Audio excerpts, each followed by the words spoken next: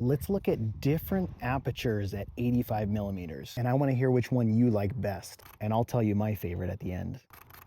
Now keep in mind there's three different factors that control depth of field, which is how much of your photo is in focus. Those three factors are, number one, your aperture setting, number two, your distance from your subject, number three, your lens focal length. So for this video, I took a bunch of sample images and they were all taken on my 70 to 200 millimeter lens, but I had it locked down at 85 millimeters. So I'm keeping the focal length consistent and I'm keeping my distance to the subject, which was my goofy self, exactly the same. So the only factor changing in these photos is my aperture setting. Quick reminder, aperture is the size of the opening in the lens. A smaller aperture number like f2.8 is actually a bigger opening in the lens, and a bigger aperture number like f32 is actually a smaller opening in the lens. Okay, so this first photo is taken at an aperture of f32. This is the smallest aperture that my 70 to 200 has, and I never ever take photos at f32. But you can see in this photo, the entirety of the photo is crisp and sharp, and there's no blur in the background at all. Now for the second photo, I'm moving my aperture to a bigger aperture, which is f16. And a lot of photography is numbers and math. So since I went from f32 to f16,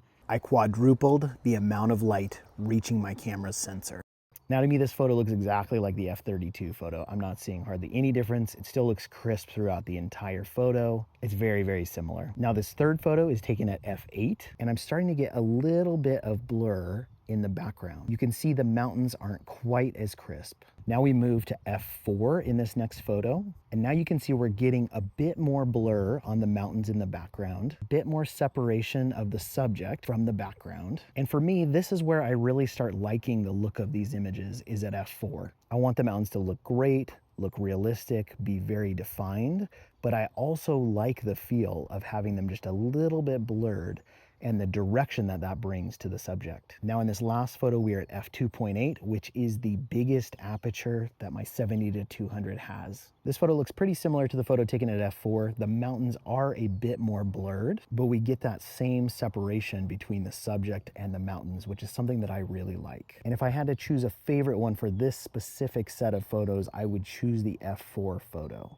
If you're a photographer who loves photography and you actually want to make money with a camera, but you could use some help figuring out how to do that, my name is Brian Rupp. I've been a professional photographer for 18 years now, and I'm at a place in my career where I love mentoring and supporting photographers. Interested in working with me and you think I could be a good fit for helping you, send me a DM with the word inspired. Follow me for more tips on how to actually make money with a camera and how to make your very best photography work.